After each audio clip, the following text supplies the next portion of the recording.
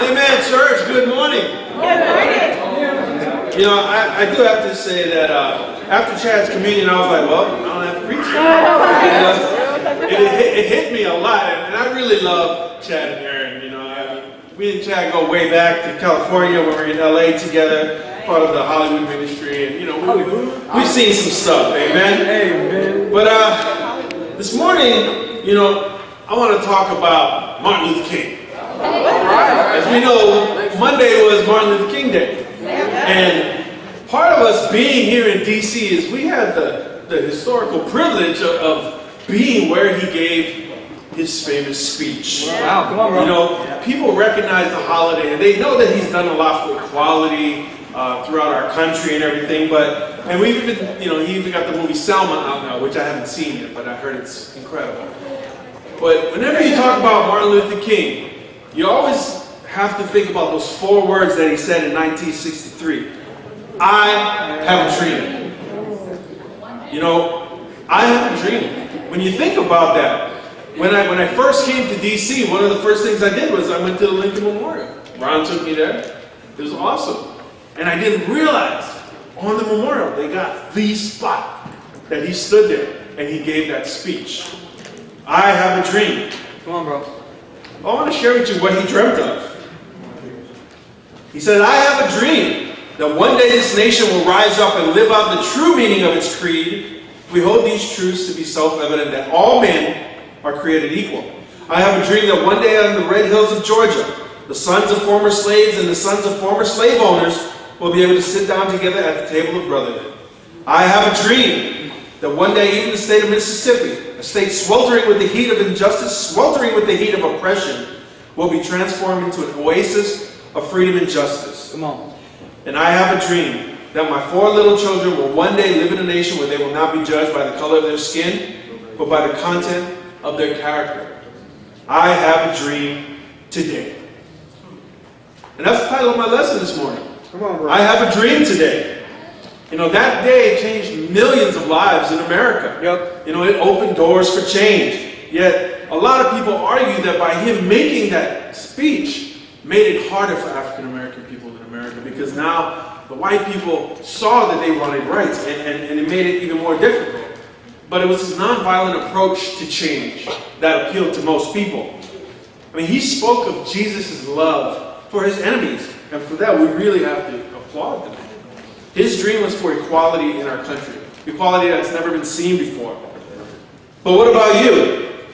Do you have a dream? Come on, bro. I've had dreams. My wife has dreams. But what about you? Do you have a dream? You know, the Bible tells us in Proverbs 29, verse 18, in the King James Version, it says, where there is no vision, the people perish. That means that in this statement, the Bible says that if you have nothing to strive for, then you have nothing to work for. If you have no hope, then you're going to be hopeless. If you have nothing to dream for, then what is your purpose? As disciples of Jesus Christ, we know that we've been called to a purpose. And we're going to dive in this morning in Genesis 37. Verse 1. I have a dream. Genesis 37, verse 1. The Bible reads, Jacob lived in the land where his father had stayed, the land of Canaan. This is the account of Jacob's family line. Joseph, a young man of 17, was tending the flocks with his brothers, the sons of Bilhah and the sons of Zilpah, his father's wives. And he brought their father a bad report about them. Now Israel loved Joseph more than any of his other sons because he had been born to him in his old age. And he made an ornate robe for him. When his brothers saw that their father loved him more than any of them, they hated him and could not speak a kind word to him. Joseph had a dream. So we're seeing the story of Joseph right here, the favorite son of Jacob. So much that he made them this robe with all this bedazzled, bejeweled stuff on it. He had some bling on it. Come on. But of course, human nature takes place, and his brothers, they start to become envious. They start to be resentful towards him. Like, what's so special about Joseph? And they started to hate him. Then Joseph had a dream. Continuing in verse 5. Joseph had a dream. And when he told it to his brothers, they hated him all the more. He said to them, "Listen to this dream I had. We were binding sheaves of grain out in the field when suddenly my sheaf rose and stood upright, while your sheaves gathered around mine and bowed down to it." His brothers said to him, "Do you intend to reign over us? Will you actually rule us?" And they hated him all the more because of his dream and what he said. Then he had another dream, and he told it to his brothers. "Listen, I had another dream, and this time the sun and the moon and the 11 stars were bowing down to me." When he told his father, as well as his brothers, his father rebuked him and said, "What is this dream? Will your mother and I and your brothers actually come and bow down to you on the ground before you?" His brothers were jealous of him, but his father kept the matter in mind. So it all started with a dream for Joseph. Not the kind of dream that you would want to share, right? I mean, imagine coming to all your co-workers and saying, "You know, I had a dream that you all would bow down to me and I'd be the CEO. You know, all your co-workers would start to hate you. They'd be resentful, like, "Look at this man, you don't even know Excel. He's gonna be the CEO." It causes resentment, but there must have been some sense of naivety. That's all I can think about. Like, why would you do that? I mean, you think about this, there must have been such an innocence about Joseph just say, "Hey guys, listen to this dream I had." And he tells them, "All these sheaves, they're bowing down to me." And I can just picture the brothers looking at him like, "Really? Really? Really, Joseph? We're going to bow down to you, right?" I mean, he was already Jacob's favorite son, so even more they had a reason to resent him. But we knew that it wasn't going to end well because Joseph was asked by Jacob to go and check out his brothers. You know, we all have like that tattletale little brother or little sister. You know, we had 2 kids and we would always ask my younger brother, "Hey, go check on Darian. Make sure he's doing okay." And he'd be like, "All right," excited, sneaking in, hoping that he could rat him out, tattletale him. I don't think Joseph was like that, but you know, we know kids that do that. Come on, bro. But we knew it wasn't going to end well, right? In verse 19, it continues in Genesis. "Here comes that dreamer," they said to each other. "Come now, let's kill him and throw him into one of these cisterns and say that a ferocious animal devoured him. Then we'll see what comes of his dreams." So even Joseph's brothers teased him because of his dreams. They ended up throwing him into a well, and thanks to his brother Reuben, they did that instead of killing him. And they sold him into slavery. And then they took his blinged out little robe, his bejeweled robe. They put some blood on it, ripped it a little bit, and said, "Let's go give this to our father and say he got eaten by a wolf or something." Sometimes our dreams are going to cost us. Like it cost Joseph here. You know, hanging out with Jesse and Lindsay. You want to be a doctor, you want to be a lawyer, it's going to cost you 4 to 8 years of schooling and then some. If you want to be a good one. If you want to be a politician or somebody of status in the government, it's going to take time. It's going to take a lot of favors. You know, you're going to have to rub elbows with some unsavory folks. It's going to cost you. And if you want to become a recording artist or a singer or a rapper or anything like that, it's going to cost you. You know, as somebody that's devoted a lot of my life to that pursuit, I can attest to this. You know, my first few years of marriage, that's all I strove for. We struggled financially as I tried to find my place in the world because at that point all I knew how to do was graphic design, do music, and DJ. That's it. You know, when you have a baby, there's not a lot of options. And I remember even my first semester going to college, I had this opportunity to go start DJing in a club. And I'm like 19 years old, and I'm getting paid $25 an hour, 5 nights a week, you know, tax-free, no cash under the table. And I'm like, shoot, that sounds pretty good. So, needless to say, I left college to pursue that. I mean, this is doing graphic. I went to school for graphic arts, but this is before computers. So we had to measure everything and cut it out. It wasn't pretty. But I did that, and I don't know how many of you here remember the movie Crush Groove. Yeah. It's an old school hip hop movie. It tells the story of Russell Simmons and Run DMC and the Beastie Boys. And it's a classic. If you ain't seen it, go Netflix. It's very, very good. But I saw that movie growing up in high school, and me and my friends were like, "That's what I want to be. I want to be Russell Simmons. I want to be that guy that's in the studio banging out the beats, you know, recording the rappers and stuff." I didn't want to be the rapper because I was white. And so I did that. All my friends were black, so you know, I thought I was black. I felt like I was black. All 8 black people in Hawaii, I knew it. That's how I was. And so I pursued that. And I, you know, fortunately for me, I did achieve a level of success that most people don't really see or grasp. You know, I was able to operate a full studio. I had a record label. I had the successes. My band, we toured. We were traveling. We've been featured in magazines like The Vibe, Source Magazine, Billboard, all those different kind of things. And, you know, it looks great from the world's perspective. We opened up for a lot of different entertainers, the Marley Family, Naughty by Nature, you name it, Fugees, Larry, all of them. We got to rub elbows with all these types of people. And it was great. It was fun. But it costed me. You know, it costed me a lot. The whole time I was doing that, I was trying to be a disciple. You know, I got baptized in 1991, 1992, the same year right after I got married. And when you try to chase your dream while you have God's dream, it doesn't work. It really doesn't work, because let me tell you what it cost me. It almost costed me my marriage.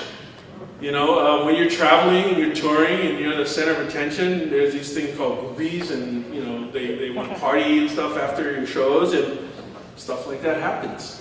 And when you're weak-willed and you're naive and you're young and you get so caught up in the hype and you get a big head like I did, and you just roll with it.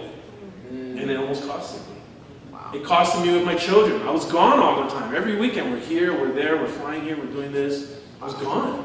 So I wasn't really there for my kids on the weekend. My parents pretty much watched them all the time, or my wife's parents watched them all the time.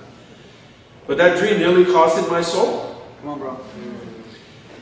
And because of that experience in that, you know, I've become kind of the dream crusher in the kingdom. In LA, you know, there's a lot of people that want to be singers and actors and stuff in LA, and they come to me for advice. They're like, "Wow, you did the music industry. Help me out, bro. Help me figure out this thing." Oh, okay. And I'm like, "Okay, you want to be successful? Stop. Don't even bother." And I'll explain why. In order to make it in the music industry, you practically have to sell your soul to the industry. You know, you have to do uncompromising things that you wouldn't want to do ordinarily. You got to be at places that you shouldn't be. You got to deal with people you absolutely don't want to deal with. And you're put into situations that are just not very righteous. And so sadly, I would tell guys, you know what? It's not worth it. It's not worth it. And then, you know, people start getting, "Oh, well, you don't know. You know, my situation is different. We're not going to do that." But you know what? I just share my experience. It's like, don't do it like how I did. Come on, bro. And I did that. And it was tough. But eventually I was able to get my head on straight. And, you know, in 2006, my wife and I and my kids, we decided to leave Hawaii. I sold my business. I sold my DJing and everything, cameras, all this production stuff I had. And we moved to Los Angeles. And in my perspective, I was thinking that, okay, we're going for my wife's dream, to continue working for the American Cancer Society, to raise up in the corporate ranks, and just, we're going to make some money, focus on the kids. We had walked away from God, but that's okay. We're going to focus on us. That was our dream. That was our plan. Then I met Ron and Tracy. Come on. Oops. And I'll never forget it. You know, we went through a time with our son, and we were lost, and I cried with my wife, and I said, "You know what are we going to do? We need God. We need God. I don't know, the church fell apart. What are we going to do?" And we're like, "Oh, no, that's fine. Let's call Kip." We Google Kip. You know, call back. She called him, left a message. He called back. "Sis, Kip King." And she's like, "You're from Hawaii. You didn't know Kip at all." But he called back, and he's like, "You know, bro, let me hook you up with Ron and Tracy Hardy." And I'll never forget that dinner. They made us spaghetti. Come on. And he actually made me pray for the food. Oh, yeah. I ain't prayed in like 3 or 4 years, and I'm like, I don't know if God's going to hear it. I'll never forget it. And I prayed, and it went awesome. Still don't know if he heard it. Prayerfully, he did. I'm here right now, so he heard something. But I started to get my dream back again. Come on, bro. I started to have my vision back. The scales fell from my eyes because of that. Amen. My first point this morning is, in order to have godly vision, you got to look at God first. Come on. First and foremost. So write the scriptures down, because we're going to run through a couple for the sake of time. Psalm 105, verse 4, the Bible tells us to look at the Lord and His strength. Seek His face always. Psalm 34, verse 5 tells us those who look at Him are radiant. Their faces are never covered with shame. So in order to have godly vision, the first thing we got to do is we got to look at God. And there's 4 aspects of godly vision that I researched and I looked at. And godly vision consists of foresight, insight, and oversight that comes from His sight. So let's look at foresight. Foresight is like looking at life through a telescope. You see what's in store. You see what's coming at you that's far away.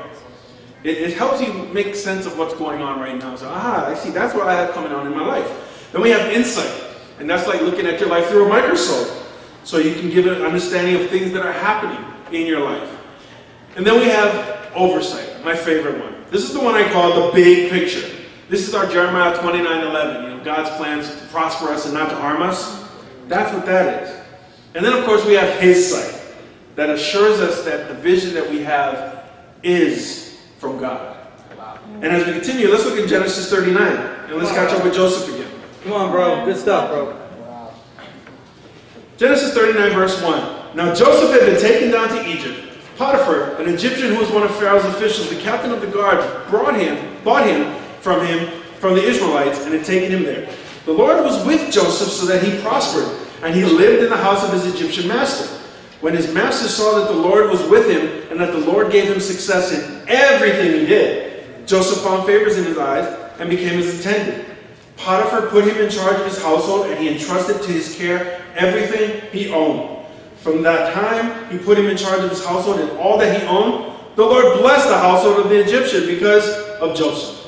The blessing of the Lord was on everything Potiphar had, both in the house and in the field. So Potiphar left everything he had in Joseph's care. With Joseph in charge, he didn't concern himself with anything except the food he ate. So Joseph was sold into slavery, thrown into a well, put into a very, very bad situation, and yet he still held on close to God. God was still there for him. And as a result of his faithfulness, he prospered. And I gotta ask, when things like this happen to you, do you stay close to the Lord, or do you start to look like Job and say, oh, curse me, Lord, and everything is gone? Or are you just so quick to just lose heart? When you get a parking ticket, you go, oh, man. You struggle, or do you take responsibility? Well, I shouldn't have parked there. Right. And a date cancels on you. Like, man, I ain't going on a date no more. No, my brothers, they don't appreciate me. Or these sisters don't appreciate me. We get like that. When you get overlooked at your job for a promotion, maybe somebody else gets the job and you're like, man, that fool. For married people, maybe the intimacy is not where it's supposed to be for you in your marriage. And so you start taking things into your own hands. Those are challenging things. It's not quite like being thrown into slavery, but for some of us it feels like that, right? We feel like we can become a slave to our sin. That just grabs us. But these are just a few of the examples that will blur our vision. Spiritual cataracts, as I like to call them. And last week, Eric did an awesome leaders meeting for the leadership. Talking about strict training. If you turn to Hebrews 12, I want to just read something that he shared with us. He talked about an athlete, going into strict training and how it applies to our spiritual walk with God. You talk about dreamers. Athletes are the biggest dreamers. For a lot of these kids in the inner city, joining the NBA or playing for the NFL, that's their only way out. Or maybe being a rapper or a singer. That's their only way out. But in Hebrews 12, verse 1, keep your eyes in Genesis, we're going to go back there. In verse 1 it says, therefore, since we are surrounded by such a great cloud of witnesses, let us throw off everything that hinders and the sin that so easily entangles. And let us run with perseverance the race marked out for us, fixing our eyes on Jesus, the pioneer and perfecter of faith. For the joy set before him, he endured the cross, scorning its shame, sat down at the right hand of the throne of God. Consider him who endured such opposition from sinners, so that you will not grow weary and lose heart. The context of this scripture is calling us to persevere, to hang in there when it gets tough, when our dreams start to get a little further away from us. We got to hang in there. We got to persevere. We got to fight. We got to keep our eye on the prize. We have to throw off everything that hinders and stay focused on Jesus. It's like if you're a golfer. My dad taught me how to golf when I was growing up. one thing he always used to say, keep your eye on the ball. Keep your eye on the ball. So you try to golf and you're like this? You're like, no. Keep your eye on the ball. And so you got to do that. If you're a baseball player or a football player, you know, like that. Like the Packer guy that tries to catch football with his helmet. You know, we're not going to get into that because I'm not good at it. That's okay. But in order to fix our eyes on Jesus, the first thing we got to do is we have to look at him. That's the only way that we're going to make it. So let's look back in Genesis 39. And it goes on to tell us that Joseph is this kind of attractive young man. He's well built and handsome, you know, and eventually it led to Potiphar's wife taking notice of him. You know, she tries to approach him with some intimate advances, but he holds on to God again. And he books it. You know, he leaves his robe in her hand. She tried to snatch it from him. And he left her. That was his conviction on purity. So let's pick it up in verse 19, Genesis 39. When his master heard the story his wife told him, saying, "This is how your slave treated me," he burned with anger. Joseph's master took him and put him in prison, the place where the king's prisoners were confined. But while Joseph was there in prison, the Lord was with him. He showed him kindness and granted him favor in the eyes of the prison warden. So the warden put Joseph in charge of all those held in the prison, and he was made responsible for all that was done there. The warden paid no attention to anything under Joseph's care because the Lord was with Joseph and gave him success in whatever he did. Seems like Joseph is a special kind of guy here. Everything he does, God just, bam, blesses it. Imagine having that guy in your Bible talk. Come on. Imagine having Joseph as a son-in-law. Hey, come live with us, son. You know, bam, prosperous house. Hey, Joseph, I want to hire you for my company. Bam, successful company. But Joseph never took his eyes off of the Lord. And that's why God continued to bless him in all he did. So we follow him, and we find out that in Genesis 40, if you could turn there, Joseph gets thrown into prison because of that. And, you know, after a while, Pharaoh's cupbearer and his baker, they upset him or something. Maybe they made a joke about Pharaoh's little goatee or something, I don't know. But he had them thrown into prison. Pharaoh had that authority. He could just dump people into prison if he wanted to. Wow. But he did that. He threw them both in prison, and they both had dreams. And Joseph just so happened to be there, and he heard the dreams. And let's look at verse 12 of Genesis 40. Come on, bro. Come on, bro. Let's see what little old Joseph does. Come on, bro. Verse 12, Genesis 40. This is what it means, Joseph said to him. The 3 branches are 3 days. Within 3 days, Pharaoh will lift up your head and restore you to your position, and you will put Pharaoh's cup in his hand, just as you used to when you were his cupbearer. But when all goes well with you, remember me and show me kindness. Mention me to Pharaoh and get me out of this prison. I was forcibly carried off from the land of the Hebrews, and even here, I have done nothing to deserve being put in the dungeon. So even when he explains this to him, like, I mean, God's blessed him, right? He's in prison. He's in charge of everything, but he's still in prison. He has no freedom. He can't go take a walk on the beach. He can't go walk through the park. He's still in prison. Yep. He's in charge of it, but that's like being in charge of oatmeal. You know, that's it. You got oatmeal. Wow, you're the king of oatmeal. So he's the king of prison. It's crazy. But he gives the cupbearer a cranking interpretation. So the cupbearer's like, yes, I knew it. I knew it. And so the baker's like, hey, man, why don't you tell me about my dream? From verse 18. He tells the baker, this is what it means, Joseph said. The 3 baskets are 3 days. Within 3 days, Pharaoh will lift off your head and impale your body on a pole, and the birds will eat away your flesh. Not exactly what he probably wanted from the dream. I mean, if you're the big, you were like, wait. Come again? No, my dream was the 3 baskets. Say it again. And he tells them. And unfortunately, that's what happened. And everything that Joseph laid out happened. The cupbearer was returned to his position next to the king, or the Pharaoh, giving him his drink. And the cupbearer, or the baker, was killed, just like he said. But sadly, verse 23 breaks it down for Joseph. It says, the chief cupbearer, however, did not remember Joseph. He forgot him. Man, you ever do something for somebody, something special for them? Like give them this awesome thing for their birthday. Here's some movie passes and some popcorn passes. Yeah. And, you know, you can go to a movie, and then it's your birthday, and they get you nothing. And it's like, I ain't getting you nothing. Because that's how we are in our life. We're like, eye for an eye. Okay, you ain't gonna hook me up, fine. I ain't coming to your birthday party. Because that's how we are. Come on, bro. Imagine what Joseph was feeling. He's in prison. He's stuck. He gives these guys the interpretation of the dream. And they come true. Goes back to power. The other one's dead. Yay. He's still in prison. And he told the guy, one thing, remember me. And it says, he forgot him. That's tough. And that brings me to my second point. Don't forget God's dream for us. God's dream for us. Sometimes we forget that God is in control of our dreams. We like to think we're in control. We like to think that we are the ones that determine what our dream is going to happen and what we're going to do with our life.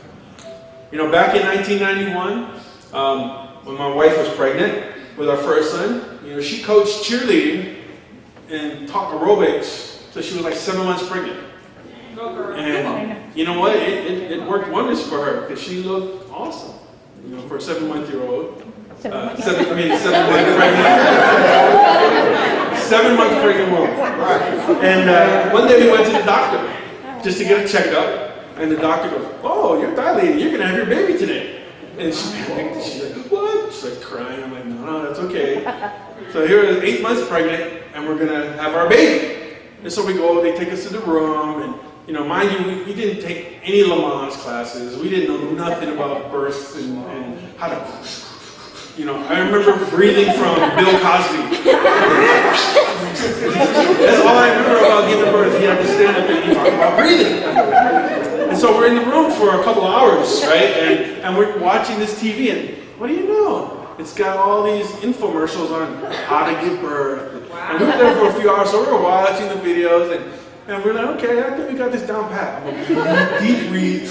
And okay, I'm gonna hold her hand, and I'm gonna cut the umbilical, and live happily ever after. And so she went through about a 45-minute labor, which was pretty crazy. 45 minutes. She would not let my hand go. Of course not. She was in pain. I had like nail marks in my hand. They were so bad. Yes. And we had our baby. And it was awesome. Our little premature 8-month-old baby. He was only 3 3/4 pound big. Like I could hold him in my hand. He was so tiny. If you ever come to my house and see a picture of me holding him like that. He was a teeny little guy. But he had a fight. And we named him Darian. And we were scared because he was a preemie. So we had to keep him at the hospital, and we had him in the incubator, and we prayed. I remember the first time I prayed, I put together his crib at home, and I prayed over the crib. And when we were there in the hospital, like we had to stay there for about a week or two, a couple weeks, and we're sitting there, my wife is holding him. And then we hear these people in the room next to us, and we hear them crying. And next thing you know, they had to come through our room to get out of there. And the whole family's crying. So I can only assume that they had lost their baby. And my wife and I are sitting there with our son, and they're walking by, and they just look at us, and they're just quiet. And every single one of them was looking at us, and they were just crying. And I just sat there. You can't say anything to that. What do you say? I'm sorry. Look at my son, And that's the moment that God put His dream on my heart. I thought back about it, and that was the moment. That's when God taught me about gratitude. That's when God taught me to, never take things for granted. And I was so grateful, and I prayed, and that's when I felt like, you know what? This life isn't my own anymore. I now have to live for this child. I now have to live for my wife. And up until that point in my life, my perspective has always been, I'm going to be a musician. That's all I'm going to do. So, I went after it, and I started to shift that towards God. But then I was still trying to do it for myself. And so I would try to do spiritual music, Not gospel music, because gospel was religious to me. And I always looked at the scripture that Jesus said, I didn't come to heal the sick, unhealthy, but the sick. And I always thought, well, who's going to listen to gospel music? People didn't think that they're healthy. Right. So we'll do Christians, right? I don't even like listening to gospel music, because all I hear is false doctrine. I love the inspiration of it. It brings me closer to God. Some of them really, really do. But I hear Kurt Franklin's, I hear all of that, and I just think, false doctrine.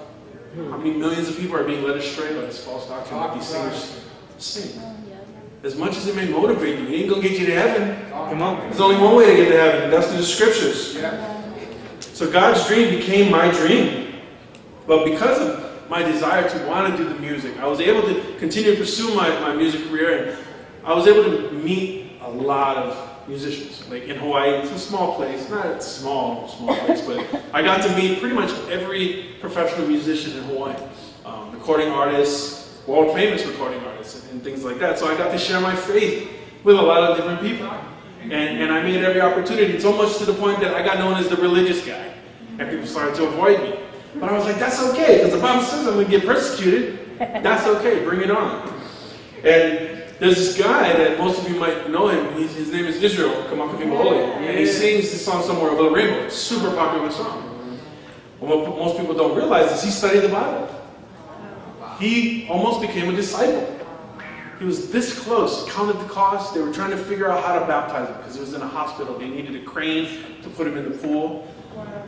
But then here came all the religious musicians, all the spiritual musicians that said, you ain't got to be baptized to be saved.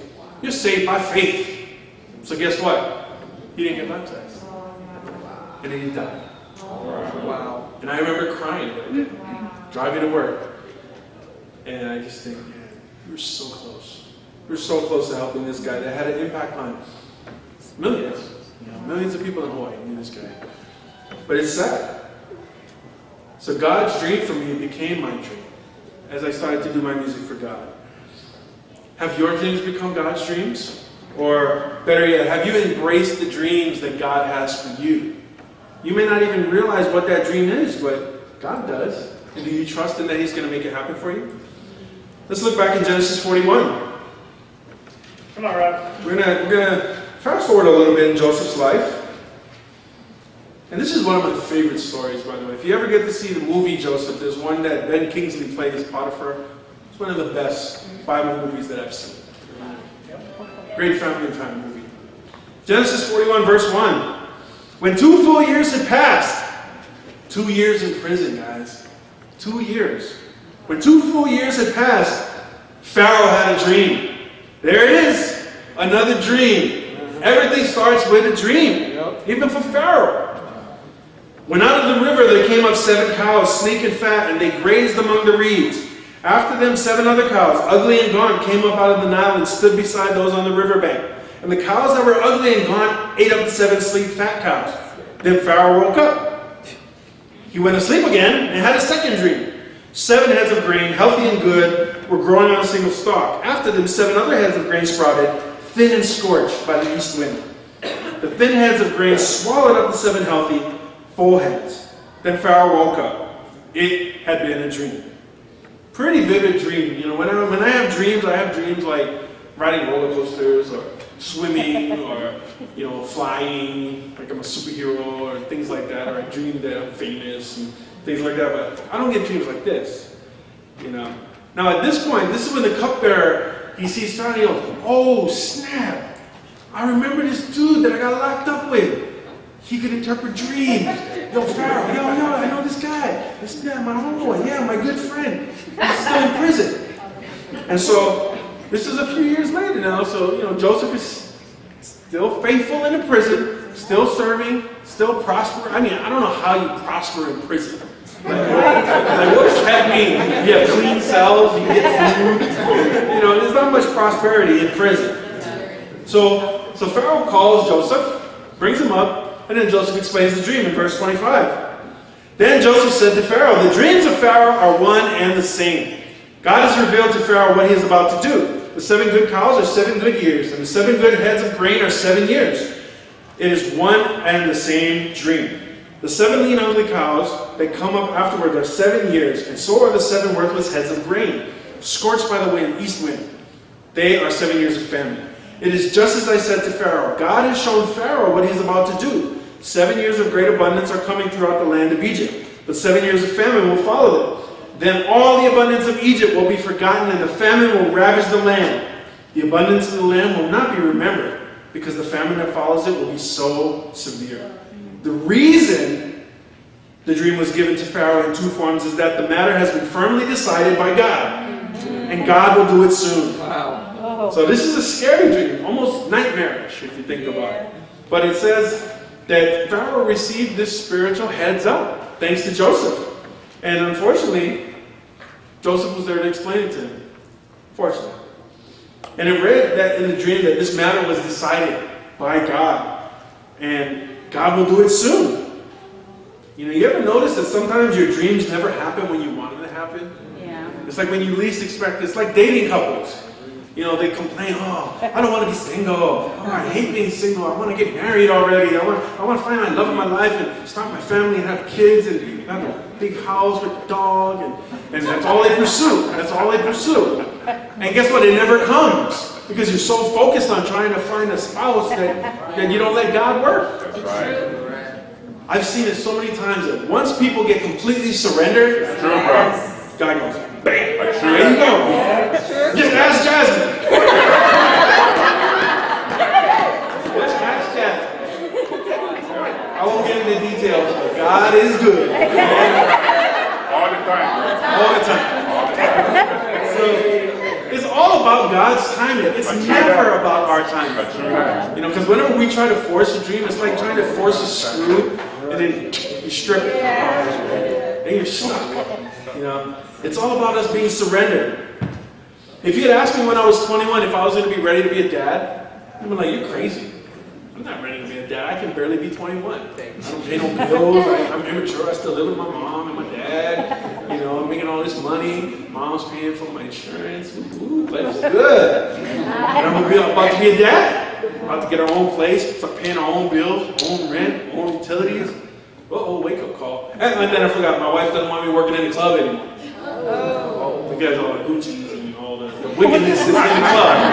She don't want me around that environment. You know you, bro. And so I was like, okay, all right, I'll let it go. So I let it go. But, you know, it was awesome. God worked it out, and I'm still here. And you know what? Both my kids got baptized. And my son Darian, he's been married to an awesome sister named Dina for 2 years now. And he's part of the City of Angels Church in LA. So if you wait around for the right dream to happen or the right time to happen, it's never going to be ready. You're never going to be ready. It's all about God's timing. So verse 39. Let's keep reading. Then Pharaoh said to Joseph, since God has made all this known to you, there is no one so discerning and wise as you. You shall be in charge of my palace, and all my people are to submit to your orders. Only with respect to the throne will I be greater than you. Is that not the most inspiring thing? This guy goes from being the hated brother, thrown into a well, sold into slavery, living with Potiphar, accused of trying to assault his wife, thrown into prison, stays in prison for a few years. Now, he's the man. He's like the main man in Egypt. Second in command, it says. Which brings me to my next point. In order to have godly vision, you need to have a dream.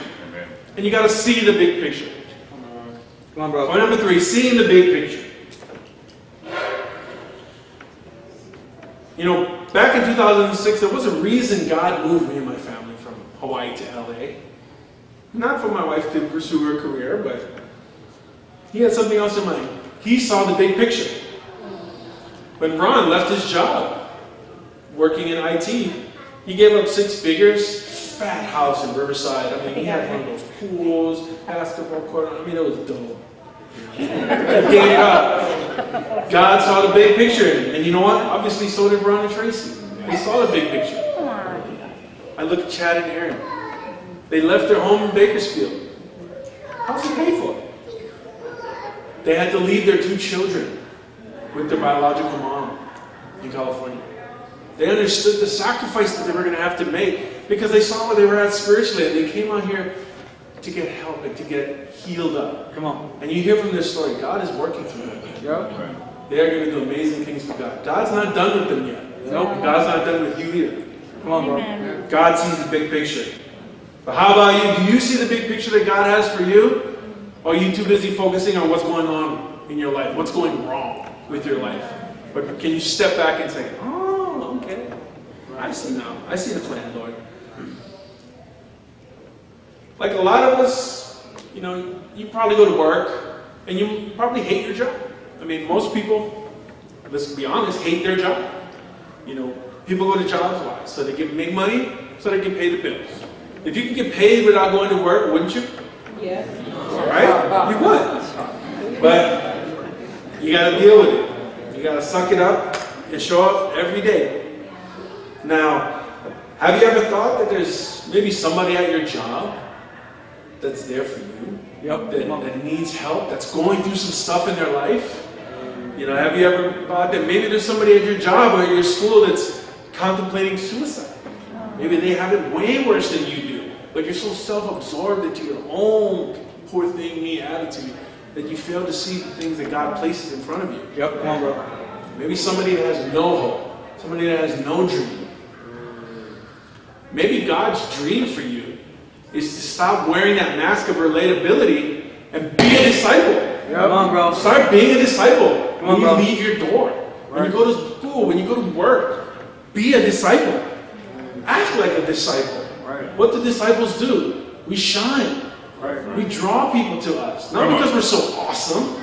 Not because you have the best suits and best clothes or you have the best do or weave or whatever it is. God sees through all of that. We have the Holy Spirit. That's right. Let's look at Matthew 5. Come on, bro. Matthew 5, verse 14. Come on, bro. Why do you think you're at your job? Just so you can make money and buy stuff for yourself? So you can have the latest and greatest toys and gadgets, the biggest TV, the dopest car, the fattest gear? No. Matthew 5, verse 14 tells us why we're there. It tells us, you are the light of the world. A town built on a hill cannot be hidden. Neither do people light a lamp and put it under a bowl. Instead, they put it on its stand, and it gives light to everyone in the house. In the same way, let your light shine before others, that they may see your good deeds and glorify your Father. Not you, glorify your Father in heaven. Man, if you're not letting your light shine, then you know what you're doing? You're wasting the Holy Spirit. That's what you're doing. You're wasting this gift that we all have. It's like we have this precious, and you don't want nobody else to see it because it's only for you. That's pretty sad. Are you so selfish with that gift that you don't share with others? There's a reason God put you at that job, that miserable job that you just can't stand. Because there's probably somebody worse off than you are. And it's sad. So getting back to Joseph, so we now see that he's the second most powerful guy in Egypt, next to Pharaoh.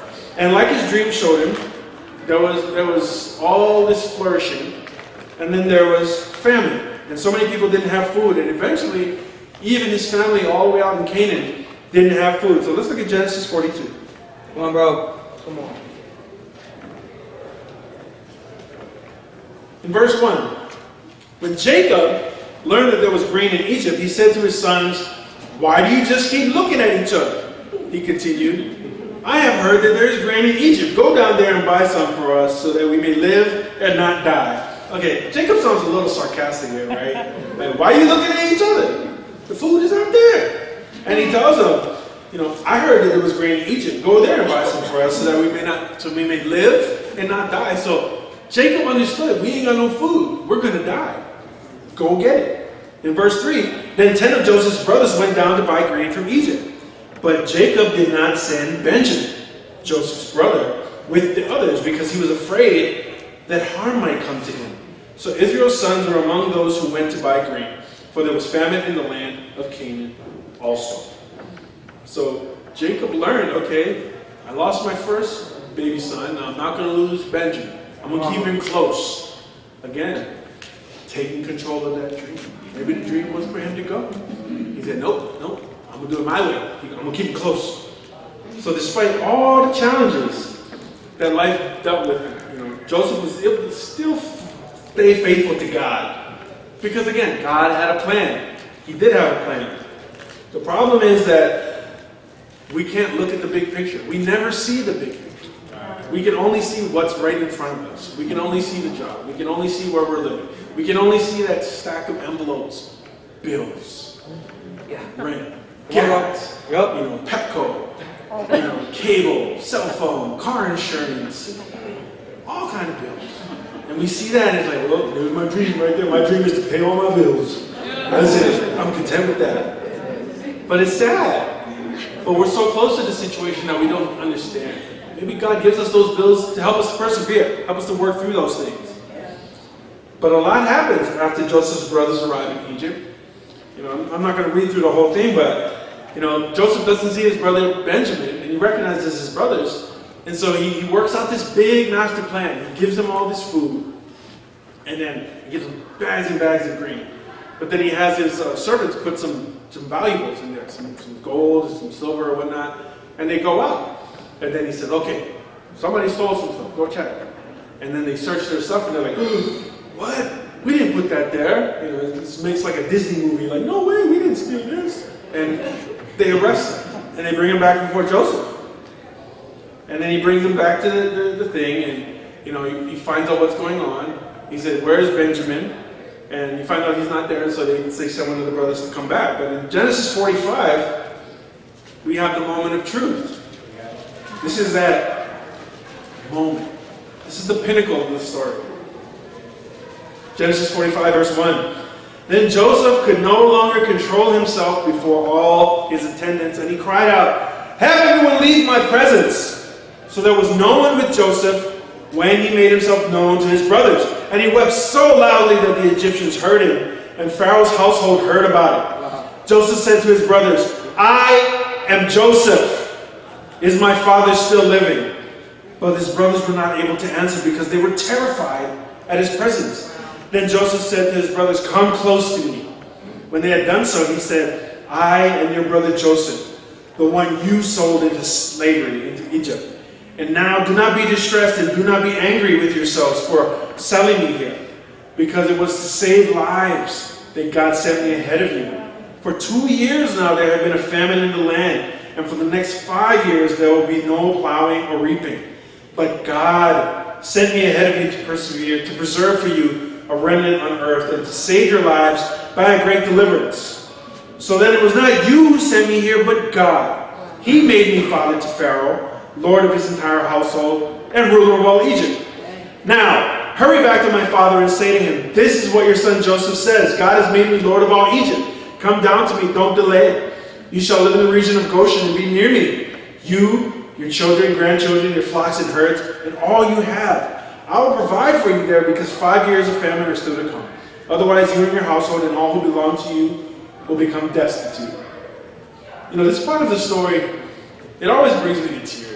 When I read it, especially when you see the visual in the movie. When movies do things because it has that sad music in it, and when you see him weeping, embracing his brothers, it's like, wow.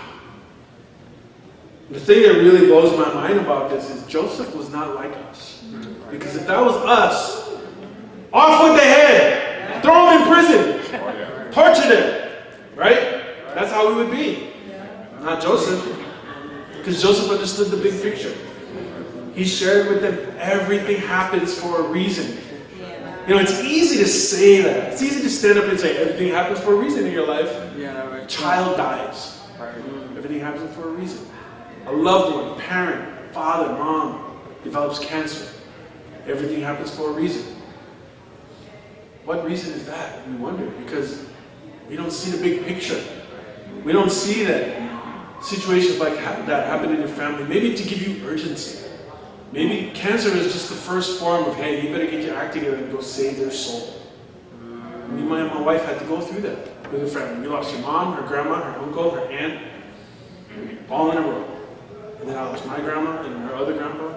It's like death. The first 5-6 years of 2000 was horrible. But it helped create an urgency in us, even though we weren't disciples for a little bit of that period. We understood the need to see what God's trying to tell us. The big picture. Can you see it in your life?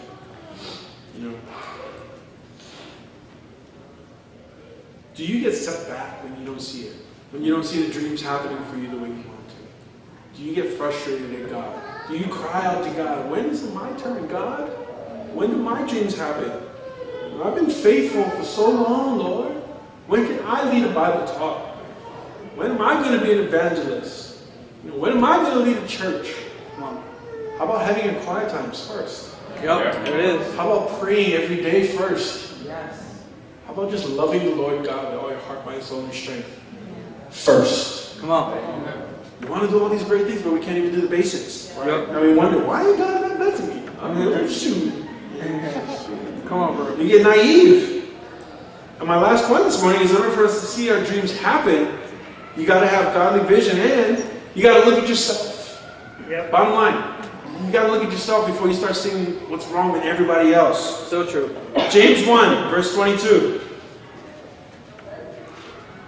I'm coming for a landing here. James 1:22, it says, do not merely listen to the word and so deceive yourself. Do what it says. Anyone who listens to the word but does not do what it says is like someone who looks at his face in a mirror and after looking at himself goes away and immediately forgets what he looks like. But whoever looks intently into the perfect law that gives freedom and continues in it, not forgetting what they have heard, but doing it, they will be blessed in what they do. Aha! See? When you look at yourself, what do you see? You know, do you see somebody who's willing to fight for a relationship with God? Or do you see somebody who's being really good at being deceitful? Wow. You know, do you see somebody who's willing to put their complete faith and trust in God? Or are you someone that only sees what's in front of them? And that's where your faith is. Do you see someone who has a big plan for your life? Or are you someone that just lives day by day? Live it for today. And it's so funny. I was just thinking about some song titles. You know, as a DJ, you get to hear some pretty dumb songs. And here's a couple of dumb songs. I mean, some of them are actually kind of dope. Like, the music is cool and it's catchy. But when you listen to the words of it, it's like, wow, the kids listen to that. And here's a couple of them. Live like we're going to die young. Yep. Young, wild, and free. Live while we're young. Live fast, die young. That's the mentality today. Wow. The kids, they listen to this garbage and they wonder, yeah, I'm going to live for today. I'm going to party like a rock star. Woohoo! And then something happens and they die and then they're like, oh, he was so young and so fragile. No, they were listening to this stupid garbage. It's true. It's true. I mean, in fact, I worked with a guy in Hawaii, one of the biggest celebrities in Hawaii, most successful. He had it all, like hit album. Every show I used to play with him, I used to get 10, 20 grand a show. I used to make a lot of money playing with him. But he lived his life, and I remember him telling me, we were sitting at a bar when one of his girlfriends was having his baby, and he just had the baby. And I remember him telling me that I live every day as if I'm going to die today. And this guy could have anything. He was drunk every night, partied every night. You know, he just lived the epitome of the debaucherous lifestyle. Nothing to show for all of his success. No house, nothing like that. Just partying. Now he's got gout, so he can barely walk. He's got jacked up liver, he probably got to go to dialysis, high blood pressure, several kids from many, many different women. He's like Bob Marley. And he needs a wheelchair now. He used to be one of the biggest performers. He still is. But he doesn't move around like he used to. Live fast, die young, right? At some point in our lives, we pay the consequences for our lifestyle and our dream and our actions. So reflecting on Joseph's life, it'd be easy for us to just want justice, right? Right. I mean, he could have easily gotten rid of him. Yeah. Nobody would have been none the wiser. Remember, he was second in command. Yeah. But would you have given up after being sold into slavery? Way back at the beginning of the story. Is that where you would have given up? Or would you have held on? And you make it through, you're sold to this guy. Your life is cushy again. But then would you quit after you were accused of trying to rape his wife? Get thrown in prison? Then would you quit? Or would you still have faith and hang on? Good point. Or would you have given up after the cupbearer forgot all about you? You know? And you're stuck in prison. Kick off or content. Maybe Joseph was just content. Like, maybe God's will. Many of us give up when God doesn't work when we want him to work. And that's the sad part, because many people aren't even here today because they've given up on God. Yeah. Even though he hasn't given up on them, and he sure hasn't given up on you. Yep. We just think he does because we're not getting our way. We are spoiled children. Yep. Where's my blessings, God? I give my contribution every week, Lord. I'm still struggling. Where's my reward? God's not saying no, He's saying not yet. Right. Do we realize that? So as we close out, let's look at Genesis 50 and verse 19. At this point in the story, there's the happy ending with Jacob and Joseph. They reunite. Jacob moves the family there to Egypt in Goshen, and they live happily ever after. That is, of course, until Jacob dies. Because we all die, right? Yep.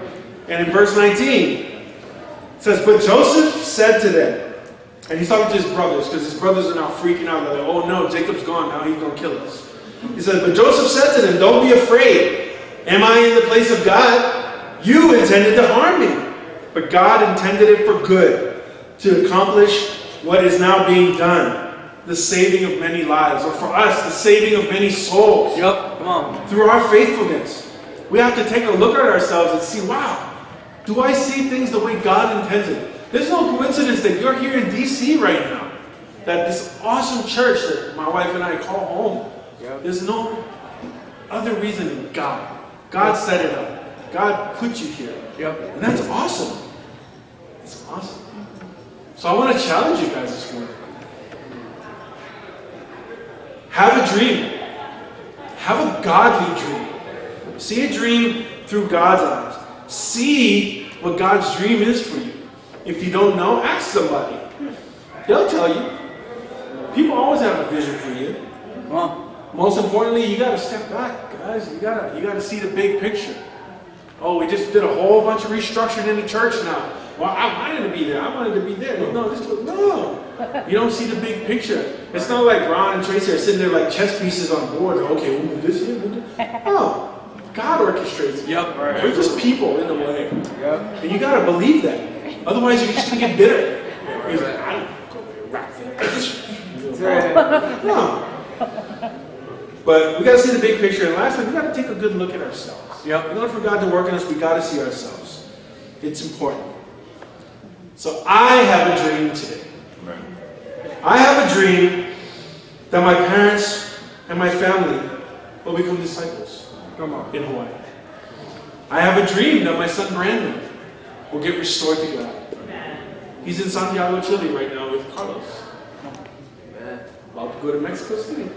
Hello. Oh, Yeah. My old baby. right. I have a dream that when I die, I want to die a faithful disciple. I Come on. pray that I'm a faithful disciple. I don't want to have one of those bad days and get a car accident. Oh no. Hey. I want to die faithful. Yep. Come on. And lastly, I have a dream to see the world evangelized in this generation. Amen, guys. I love you. Have an awesome remainder of the week. Come on.